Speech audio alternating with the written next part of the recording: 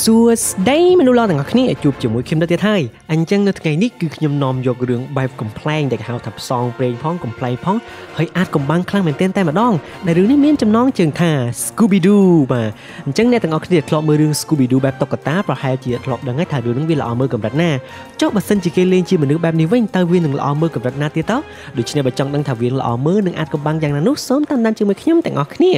ដូច្នេះមុននឹងជិះរកសាច់រឿងខ្ញុំសង្ឃឹមថាអ្នកទាំងអស់គ្នានឹងមិនចិត្តអាក្រក់ជួយចុច Subscribe ហើយដាក់កណ្ដឹងម្នាក់មួយផងដើម្បីទទួលបានវីដេអូថ្មីបន្តទៀតអញ្ចឹងរឿងរបស់យើងគឺវាកើតឡើងដំបូងនៅក្នុងរោងចក្រមួយយើងឃើញថាមានខ្មោចចម្លែកមួយម្យ៉ាងហ្នឹងបានចាប់ខ្លួនរបស់តួឯកស្រីរបស់យើងដែលនាងមានឈ្មោះថា Daphne នាងក៏បានធ្វើការស្រែកឲ្យមិត្តភក្តិរបស់នាងផ្សេងទៀតមកជួយដែលមានដូចជា Velma និង Fred ប៉ុន្តែនេះគឺជាតួ Velma របស់យើងមកសក់សេះអ្នកទាំងអស់គ្នាចំណែកឯនេះគឺជា Fred រីឯ Fred របស់យើងវិញនោះហាក់ដូចជាមិនខ្វល់នោះទេគាត់នឹងបែរជាឆ្លៀតទៅឆ្លុះកញ្ចក់មើលរូបរាងរបស់គាត់ថា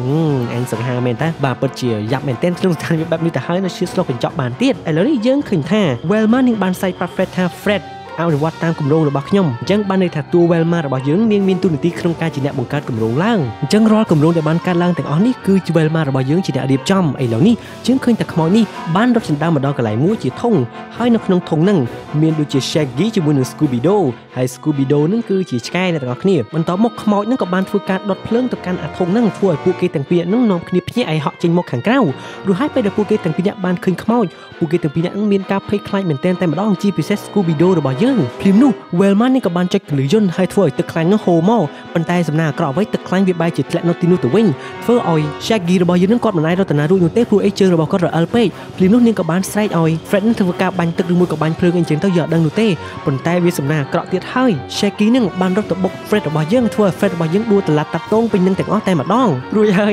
Velma របស់យើងនាងក៏បានតាក់ជើងធ្លាក់ចុះមកខាងក្រោមមួយទំហឹងតែម្ដងរីឯសំណាញ់សម្រាប់ចាប់ខ្មោចនឹងវាបែរជាធ្លាក់មកលើខ្លួនរបស់ Fred ទៅវិញនិយាយទៅគឺនិយាយញ៉ៃឲ្យក៏ផ្លាញ់មែនទែនតែម្ដងចំណែកឯ Shaggy ជាមួយនឹង Scooby Doo វិញពួកគេទាំងពីរហ្នឹងគឺគេថាព្រលឹងបាសសក់តែម្ដងពេលដែលពួកគេចូលដល់មកកន្លែងម៉ាស៊ីនហ្នឹងគឺម៉ាស៊ីនហ្នឹងមានអន្ទាក់គ្រប់ប្រភេទទាំងអស់មានទាំងកបិតមានទាំងឈើមានទាំងភ្លើងពួកគេនេះព្យាយាមរត់គេចយ៉ាងណាគេចឲ្យផុតដូច្នេះពេលដែលពួកគេទាំងពីរនាក់ជិតដល់កន្លែងមួយដែលកន្លែងនេះគឺវាគ្រោះថ្នាក់ខ្លាំងមែនទែនដូច្នេះហើយ Scooby Doo របស់យើងនឹងភ័យពេកក៏បានហក់ចាប់ខ្សែពេលដែលហក់ចាប់ខ្សែនឹងទៅធ្វើឲ្យពួកគេទាំងពីរនឹងហោះមកបុកខ្មោចនឹងហើយធ្វើឲ្យខ្មោចនឹងដួលតឡាត់តាក់តូទាំងអស់គ្នានឹងទៅបាទនិយាយទៅគឺដោយសារតែការភ័យរបស់ Scooby Doo យើងទេទើបអាចជួយជីវិតពួកគេបានដូច្នេះគ្រាន់តែពួកគេបញ្ចប់បេសកកម្មរបស់ពួកគេភ្លាមឡានរបស់ពួកគេក៏បានចូលមកអញ្ចឹងក្រុមការងាររបស់ពួកគេទាំងអស់នេះគឺធ្វើការក្នុងក្រុមហ៊ុនរបស់ពួកគេផ្ទាល់តែម្ដងដែលមានឈ្មោះថា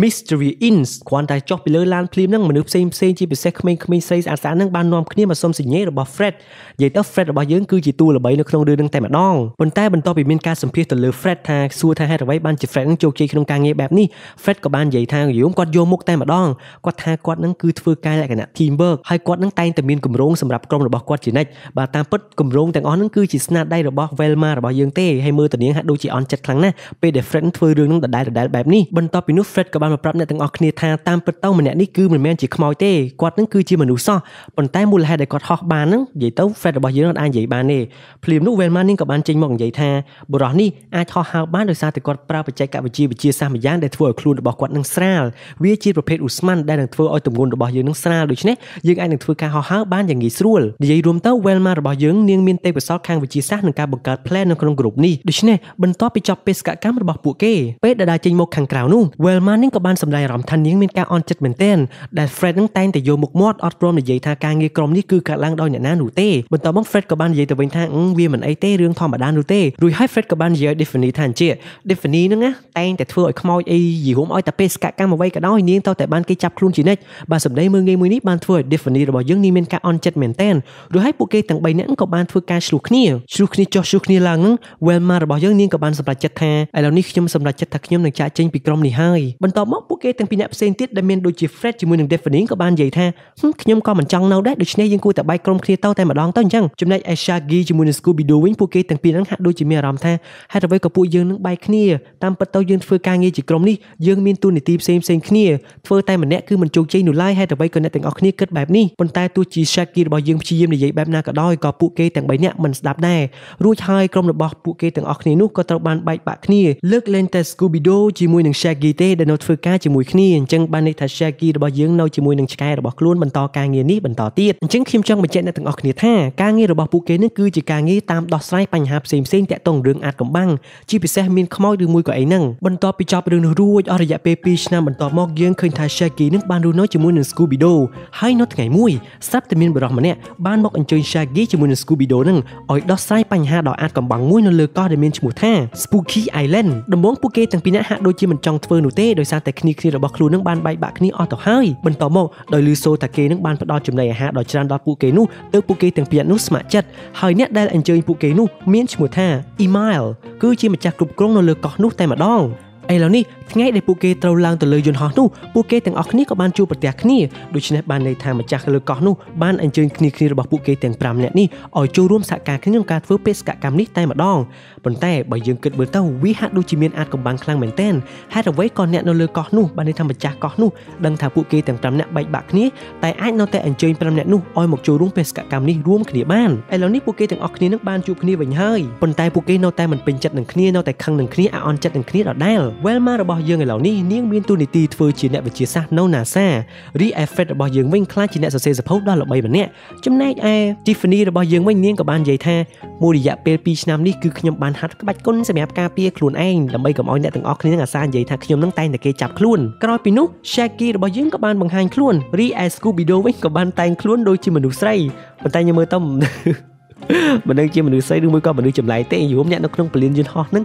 គឺតាមមើល Scooby-Doo របស់យើងតែម្ដងមកណាមើលចម្លែកដល់ថ្នាក់ហ្នឹងបន្ទាប់មក Shaggy របស់យើងបានព្យាយាមធ្វើឲ្យអ្នកទាំងអស់គ្នានឹងសហការគ្នាម្ដងទៀតដោយគាត់នឹងបាននិយាយថាក្នុងការធ្វើការងារនេះយើងត្រូវតែសហការគ្នាប៉ុន្តែម្នាក់ៗគិតថាមិនបាច់ទេខ្ញុំធ្វើតែម្នាក់ឯងក៏ជោគជ័យដែរយល់ម្នាក់ៗគឺគាត់គិតអញ្ចឹងតែម្ដងបន្ទាប់មកពួកគេទាំងអស់គ្នានៅតែមិនសហការគ្នាធ្វើការងារនេះជាក្រុមហើយបែងចែកគ្នាធ្វើតែឯងអញ្ចឹងទៅឥឡូវនេះពេលមកដល់លើយន្តហោះរបស់យើង Shaggy នឹងបានជួបជាមួយនឹងមនុស្សស្រីម្នាក់ដែលនាងមានឈ្មោះថា Mary Jane ហើយ Shaggy នឹងហាក់ដូចជាចាប់អារម្មណ៍ទៅលើនាងទៀតណាមួយ Mary Jane នាងចូលចិត្តចំណីអាហាររបស់ Scooby ប៉ុន្តែនាងរៀងលក្ខណៈគេហៅថា allergy ជាមួយនឹងឆ្កែចំណែកឯ Scooby-Doo របស់យើងវិញបន្ទាប់ពីម្ចាស់របស់ខ្លួននឹងមានគូស្នេហ៍គូលួចស្រឡាញ់អីចឹងទៅ Scooby-Doo ក៏បានចេញពីទីនោះហើយក៏បានបង្កជាភាពរញ៉េរញ៉ៃពេញយន្តហោះនោះទាំងអស់តែម្ដងដោយសារតែឆ្មានិង Scooby-Doo នឹងបានដេញខំគ្នាទៅវិញទៅមកឥឡូវនេះពេលដែលពួកគេចុះពីលើយន្តហោះហើយឡើងមកលើទូកចុះមកដល់កោះ Spooky Island នេះពួកគេក៏បានជួបជាមួយនឹងម្ចាស់កោះបាននិយាយទៅម្ចាស់កោះនេះប្លែកមែនទែនពេលដែលជួបពួកគេដំបូងភ្លាមនឹងស្គាល់ទាំងមុខស្គាល់ទាំងឈ្មោះច្បាស់តែម្ដងបន្ទាប់មកម្ចាស់កោះនឹងក៏បានរាយរាប់រឿងដ៏អាថ៌កំបាំងមួយនៅលើកោះនេះដោយគាត់បាននិយាយថាពេលដែលសិស្សនិស្សិតទាំងអស់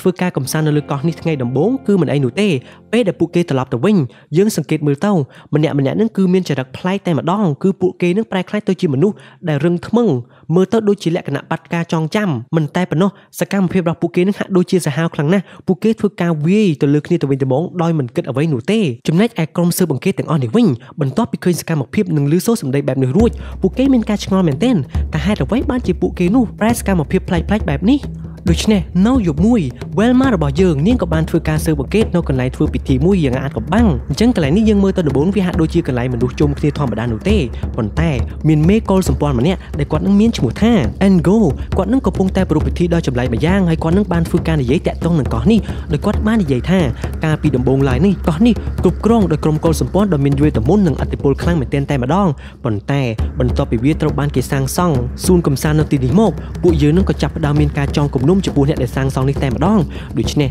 អ្នកដែលមកលេងលើកោះនេះគឺមិនស្រួលខ្លួននោះទេហើយនៅជុំវិញនោះផងដែរពេលដែលយើងពិនិត្យធំមនុស្សក្រុមខ្លះហ្នឹងបានន័យថាមនុស្សដែលធ្លាប់មកពីមុនយូរហើយហ្នឹងពួកគេហាក់ដូចជាបញ្ចេញសកម្មភាពប្លែកៗមើលទៅពួកគេភ្លឹកមិនដឹងអ្វីនោះទេហើយមានអារម្មណ៍ថាដូចជាខ្មោចចូលអញ្ចឹងបន្ទាប់មកម្ចាស់កម្មវិធីហ្នឹងក៏បានមកចិត្តខ្លួនរបស់ Velma ហើយបាននិយាយធ្វើលក្ខណៈគេហៅថាគំរាមកំហែងមកលើនាងតិចតួចដូចជាលក្ខណៈលេងអញ្ចឹងណាប៉ុន្តែនាងក៏បាននិយាយថានាងមិនខ្លាចនោះទេហើយនាងក៏បានឃើញថាតាមពិតទៅភ្លើងចេញរូបភាពនេះគឺជា holoscope ទេនាងមិនខ្លាចអ្វីឡើយប៉ុន្តែកុំនិយាយអ្នកទាំងអស់គ្នាមើលទៅបរិះម្នាក់នេះពិតជាគួរឲ្យសង្ស័យខ្លាំងមែនទែនឥឡូវនេះយើងកាត់មកដល់ Shaggy របស់យើងវិញ Shaggy របស់យើងនឹងជាប់ទៅលេងជាមួយនឹងស្រីស្នេហ៍របស់ខ្លួនទេទុកឲ្យ Scooby-Doo របស់យើងនៅតែម្នាក់ឯងភ្លាមនោះក៏សាប់តែមាននរណាម្នាក់តាក់ទងតាមទូរស័ព្ទហើយសុំជួប Scooby-Doo ក៏បានទៅលើកទូរស័ព្ទនោះបាទឆ្កែចេះលើកទូរស័ព្ទទៀតបន្ទាប់មកអ្នកនិយាយក្នុងទូរស័ព្ទនោះក៏បាននិយាយថា Scooby-Doo ហែងចូលមកក្នុងព្រៃតែម្នាក់ឯងមកកុំឲ្យអ្នកណាតាមហើយយើងនឹងឲ្យ hamburger របស់ឯងយ៉ាងច្រើនហើយ Scooby-Doo ផងលឺសូរ hamburger ភ្លាមខ្លួនមានការអារម្មណ៍គេហៅថាហេវហើយក៏ ក៏បានដើរចូលទៅក្នុងព្រៃតែម្នាក់ឯងបាត់ទៅក្នុងកំឡុងពេលនោះផងដែរ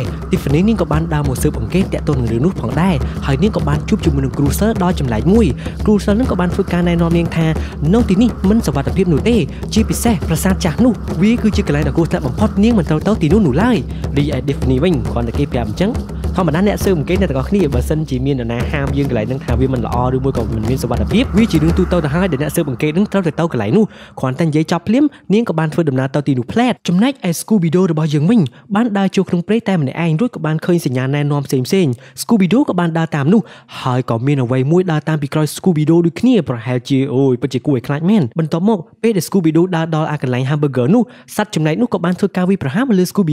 Scooby Doo មានការភ័យខ្លាំងមែនទែនហើយក៏បានធ្វើការរត់ចេញពីទីនោះផងដែររត់ចុះរត់ឡើងធ្វើឲ្យអាសត្វនោះខ្ទាតហោះហើរចេញពីនោះបាត់ទៅបាទអ្នកទាំងអស់នេះប្រកាសជាឆ្ងល់ហើយថាអ្វីបានជាសត្វនេះចង់ចាប់ខ្លួន Scooby Doo ខ្លាំងម្ល៉េះហើយសត្វនេះរស់នៅលើកោះនេះយូរប៉ុណ្ណាហើយយើងមិនទាន់ដឹងនោះទេដូច្នេះមានតែតាមដានជាមួយខ្ញុំទាំងអស់គ្នារួចហើយ Scooby Doo របស់យើងនឹងភ័យខ្លាំងណាស់រត់មករកម្ចាស់របស់ខ្លួនដែលជា Shaggy នេះ Shaggy ក៏មានការភ្ញាក់ផ្អើលខ្លាំងមែនទែនរីឯគូស្នេហ៍ក្រាស់របស់ Shaggy នឹងក៏បានដើរចេញពីទីនោះទៅបន្ទាប់ពីឃើញ Shaggy ជាមួយនឹង Scooby Doo នឹងមានរឿងត្រូវនិយាយគ្នារួចហើយ Stephanie នឹងក៏បានបង្ហាញខ្លួនហើយនាងក៏បានបបួលពួកគេទាំងពីរនាក់នឹងទៅកាន់ប្រាសាទចាស់នោះចាំមើលថាតើនៅទីនោះមានអ្វីគួរឲ្យភ្ញាក់ផ្អើលឥឡូវនេះយើងឃើញតែពួកគេទាំង3នាក់បានមកដល់ប្រាសាទចាស់នេះហើយប៉ុន្តែមើលទៅ Shaggy ជាមួយនឹង Scooby Doo នឹងអត់ហ៊ានចូលប្រាសាទនេះទេព្រោះខ្លាចខ្មោចអញ្ចឹងប្រាសាទនេះគឺដូចជាផ្ទះខ្មោចសម្រាប់យើងចូលកំសាន្តអញ្ចឹងអ្នកទាំងអស់គ្នាប៉ុន្តែ Shaggy នឹងគាត់ខ្លាចខ្លាំងមែនទែនតែម្ដងទោះដឹងថាជាខ្មោចលេងក៏ដោយប៉ុន្តែ Stephanie នឹងក៏បានធ្វើការដោះដូរបើសិនជាអ្នកទាំងពីរចូលទៅទីនេះខ្ញុំនឹងឲ្យចំណីអាហារអ្នកទាំងពីរហូបយ៉ាងឆ្ងាញ់គឺជា Scooby Snack បន្ទាប់មកពួកគេក៏បានស្ម័គ្រចិត្តហើយពួកគេទាំង3នាក់ក៏បានបន្តដំណើរដើរចូលទៅក្នុងផ្ទះខ្មោចនោះប៉ុន្តែផ្ទះនេះគឺស្ថិតក្នុងការជួសជុលអញ្ចឹងអត់មានខ្មោចមែនទែននោះទេ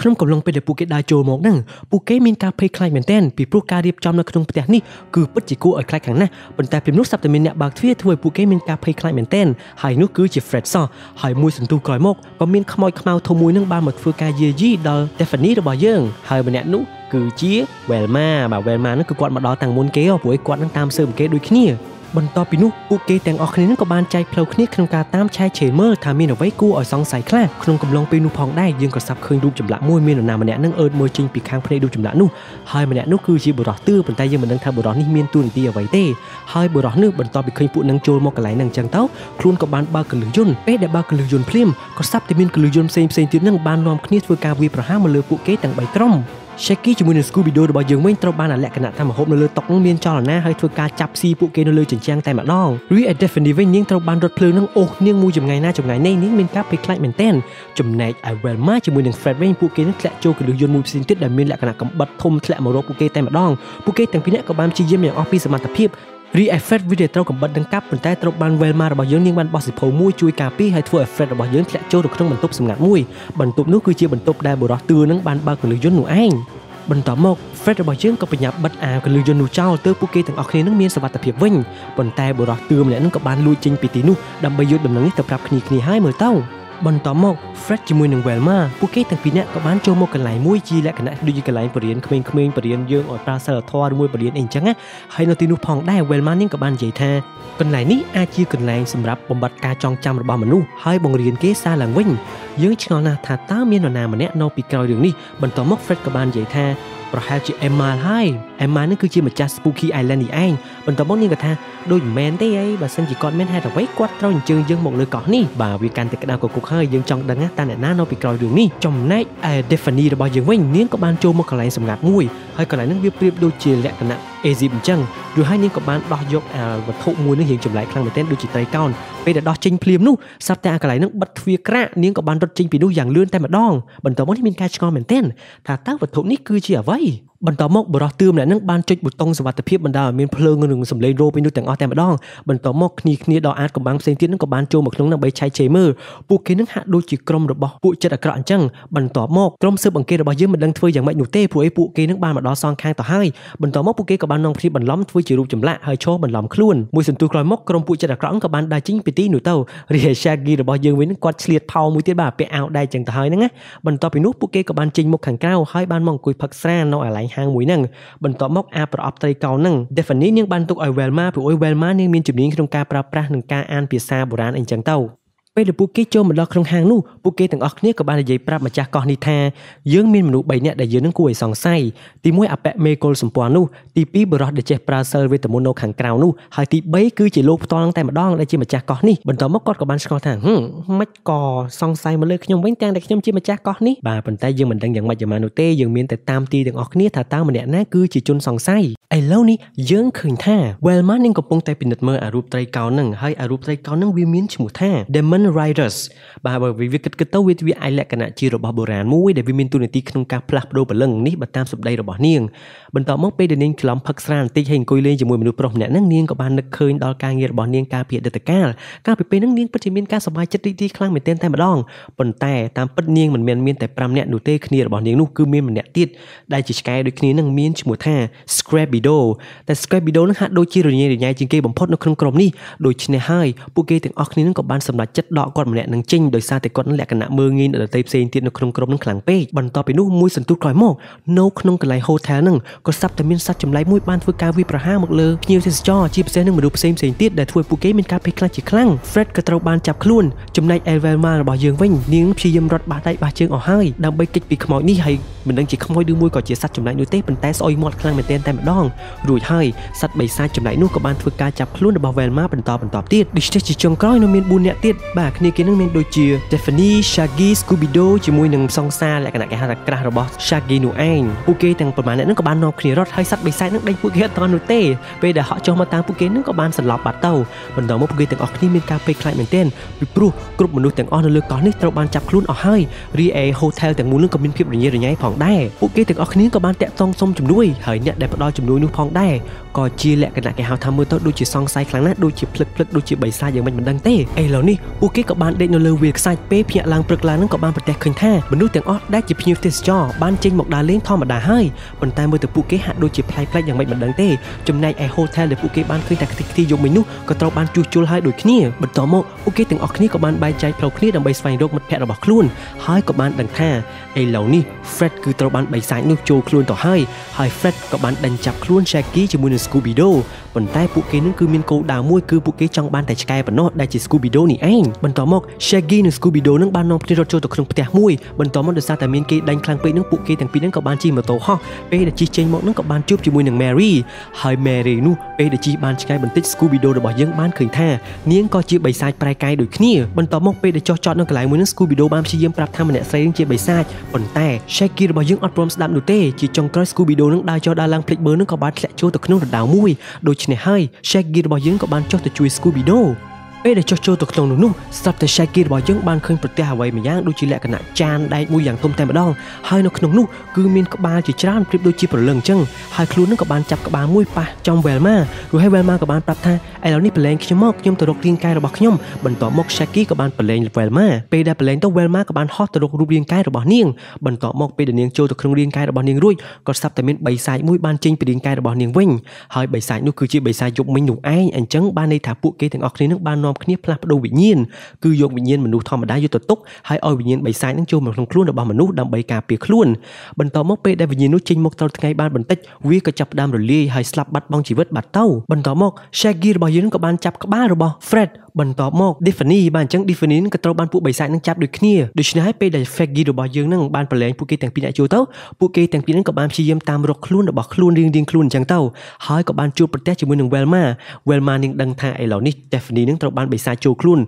ដូច្នេះហើយនាងក៏បានទៅឈរនៅបង្អួចដើម្បីបើកទ្វារភ្លាមនោះព្រលឹងរបស់ Daphne ក៏បានហោះចូលមកក្នុងខ្លួនរបស់នាងវិញប៉ុន្តែបិសាចនោះពេលដែលចេញមកនឹងក៏ត្រូវបានខ្ទេចដូចគ្នាដោយសារតែ Velma របស់យើងនាងបានបើកបង្អួចរួចហើយពួកគេទាំងអស់គ្នានឹងក៏បានជួបជុំគ្នាប៉ុន្តែអ្វីដែលចម្លែកនោះគឺថា Fred ច្រឡំចូលខ្លួនរបស់ Daphne រីឯ Daphne នៅក្នុងខ្លួនរបស់ Fred បន្ទាប់ពីនោះពួកគេដែលនៅសេសសល់នឹងបានមកជួបជុំគ្នារីឯ Shaggy របស់យើងក៏បានលួចអត្រីកោនោះបានមកដោយជោគជ័យហើយក៏បានមកដាក់ចំកណ្ដាលពួកគេរួចហើយពួកគេទាំងអស់គ្នាក៏បានផ្លាស់ប្ដូររាងកាយគ្នាម្ដងទៀតផ្លាស់ប្ដូររហូតដល់ពួកគេនឹងចូលត្រូវរាងកាយរបស់ខ្លួន បន្ទាប់ពីផ្លាស់ប្ដូររាងកាយរបស់គ្នាបានត្រឹមត្រូវហើយពួកគេនឹងក៏បាននាំគ្នាធ្វើការស៊ើបអង្កេតបន្តទៀតហើយក៏បានទៅសួរគ្រូសិលម្នាក់ហ្នឹងបន្ទាប់មកគ្រូសិលម្នាក់ហ្នឹងបាននិយាយថាតាមពិតទៅនៅលើកោះនេះគឺមានមនុស្សម្នាក់បានគ្រប់គ្រងកោះនេះទាំងមូលទៅហើយម្នាក់នោះចង់ខ្លាចទៅជាមនុស្សដ៏អស្ចារ្យហើយពួកគេនឹងមានគោលបំណងក្នុងការគ្រប់គ្រងផែនដីរបស់យើងនឹងក្នុងរយៈពេល 10000 ឆ្នាំបន្តទៀតប៉ុន្តែពួកគេនឹងត្រូវការវិញ្ញាណមួយដែលជាគេហៅថាវិញ្ញាណបរិសុទ្ធដូច្នេះហើយ Shaggy ក៏បាននឹកឃើញថាវិញ្ញាណបរិសុទ្ធគឺមានតែវិញ្ញាណរបស់ Scooby ដូច្នេះហើយបានជាយើងឆ្ងល់ថាហេតុអ្វីបានជាពួកបិសាចនឹងចង់ចាប់ខ្លួនរបស់ Scooby-Doo របស់យើងខ្លាំងម្ល៉េះអញ្ចឹងបន្ទាប់ពីមានរឿងបែបនោះកើតឡើងបានហើយពួកគេទាំងអស់គ្នាក៏បានសម្រេចចិត្តសហការគ្នាម្ដងទៀតហើយធ្វើការនេះរួមគ្នានិយាយទៅពួកគេនឹងមិនដែលធ្វើការរួមគ្នាបានចុះសម្រងទេមានតែលើកនេះដើម្បីជួយ Scooby-Doo របស់យើងនិងជួយផែនដីទាំងមូលផងដែរឥឡូវនេះយើងកាត់មកដល់ Scooby-Doo របស់យើងវិញតាមពិតទៅអ្នកដែលចាប់ខ្លួន Scooby-Doo នឹងគឺជា Email សោះអញ្ចឹងអ្នកទាំងនេះប្រកាសជាភ្ញាក់ផ្អើលហើយហេតុអ្វីបានជា Email នេះបានធ្វើរឿងអាក្រក់ស្មោករូបបែបនេះនៅលើកោះរបស់ខ្លួនគ្រប់គ្រងដូច្នេះចង់ដឹងថាយ៉ាងណាយើងមានតែបន្តមើលទាំងអស់គ្នាបន្តមក Email ក៏បាននិយាយថា Scooby-Doo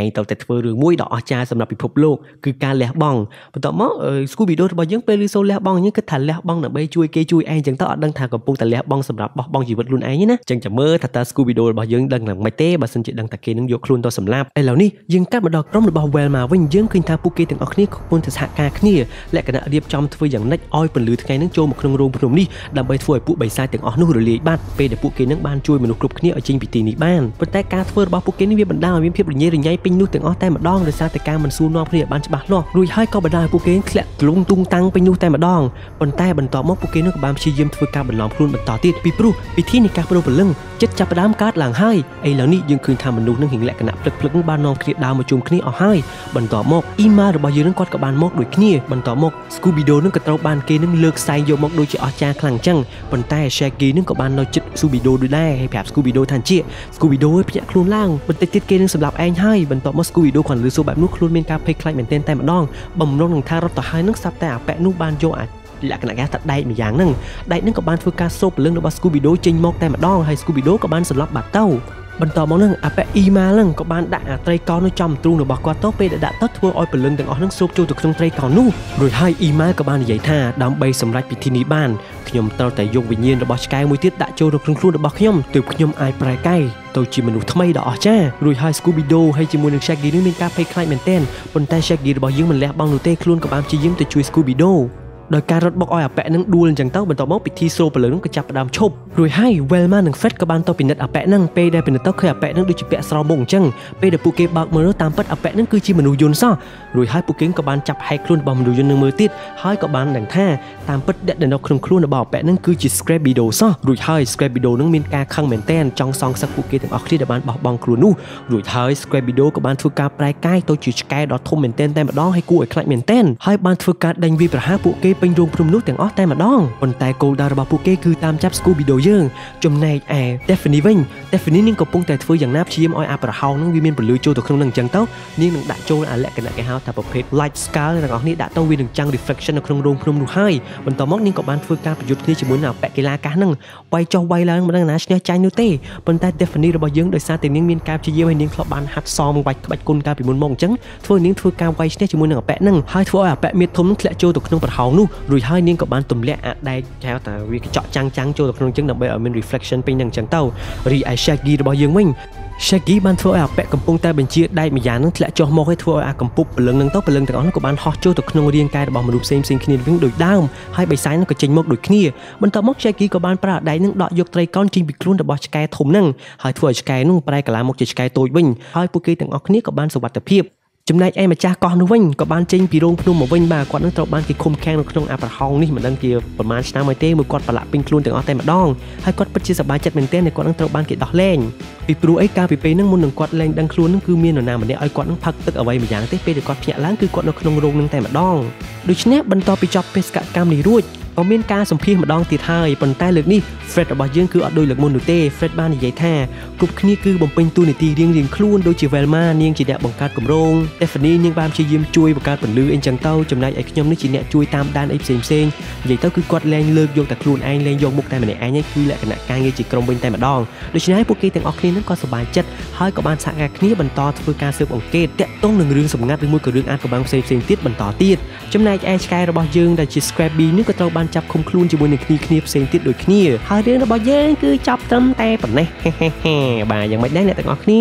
បាននិយាយទៅគឺគ្មានអីជាងការសហការគ្នាទេក្នុងការធ្វើរឿងអ្វីមួយមិនថាធំឬមួយក៏តូចនោះទេកាលណាយើងចេះឲ្យតម្លៃគ្នាទៅវិញទៅមកចេះមើលទៅឃើញថាអ្នកណាមានសមត្ថភាពអីឲ្យបែងចែកគ្នាបានច្បាស់លាស់នោះការងារទាំងអស់វានឹងបានជោគជ័យដូចក្នុងរឿងនេះអញ្ចឹង